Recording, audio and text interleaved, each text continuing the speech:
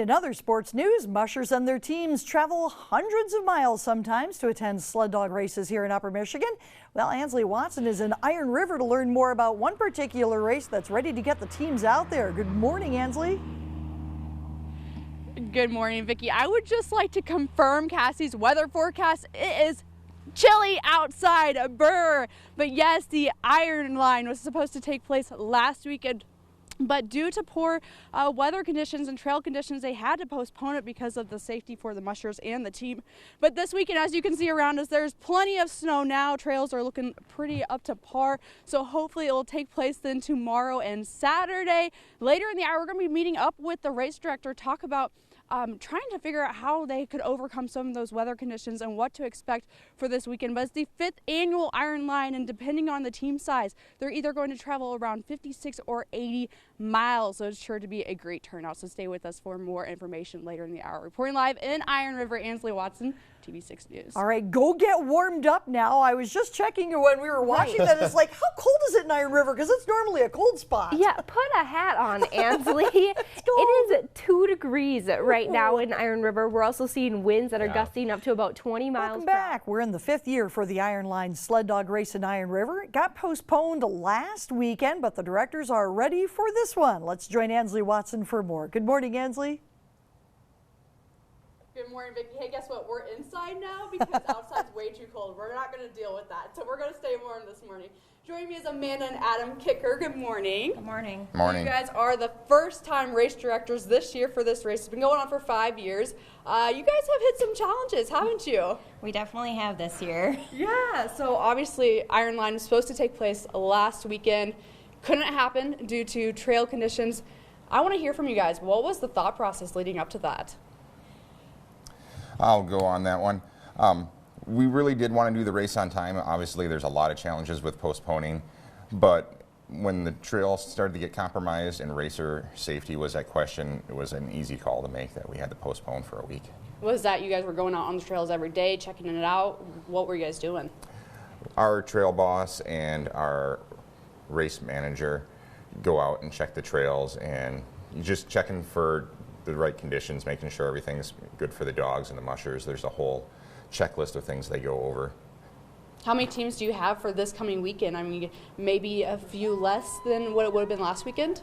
Surprisingly, we've got about 22 teams signed up right now. We're still looking at having a couple more sign up in the next day or so. We did lose a few people, but everybody that we lost has been replaced. So, what was some of the overall comments or thoughts from team members that you've been hearing from mushers? Really, it's been quite positive. All the mushers were just happy that we took safety into consideration and making sure that their teams and themselves were going to be as safe as they could be on the trails that we provide. What is this atmosphere like at the IronLine? Like I said, this is the 5th year. It's always a great time. Kind of describe it.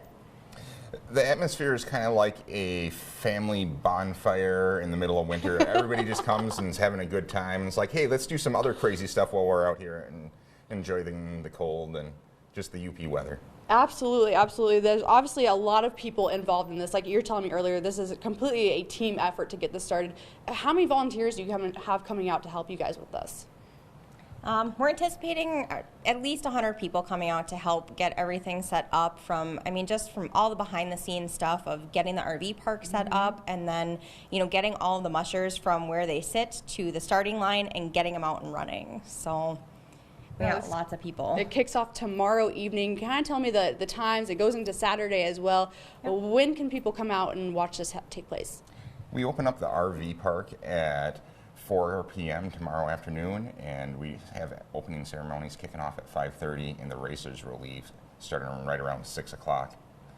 And that coming down to the RV park is a great place to watch the racers take off. It's a really fun atmosphere. If you're a little more warm-blooded and you want to be inside, George Young Golf Course is a great place to go view the race as well. All right, well, we'll have more details when we come back, so stay with us, guys. Thanks for being with us this morning. Reporting live in Iron River, Ansley Watson, TV6 News. All right, thank you very much, Ansley. Sounds like they are ready to go. I know that the teams are already getting ready. They take a very close look at what Friday evening kicks off the 5th annual IronLine sled dog race in Iron County. As Ansley joins us again, I have to say I saw some of the race last year. It was awesome. We were back in Iron County last weekend, tried to see it, but of course it was postponed for a week. So Ansley, great to see it back on schedule for this weekend. Absolutely, and it's sure to be a great time. There's 22 teams involved so far this year, kicking off tomorrow at 6, so it'd be a great time. Joining me this morning is Amanda and Adam Kicker. Good morning. Good morning.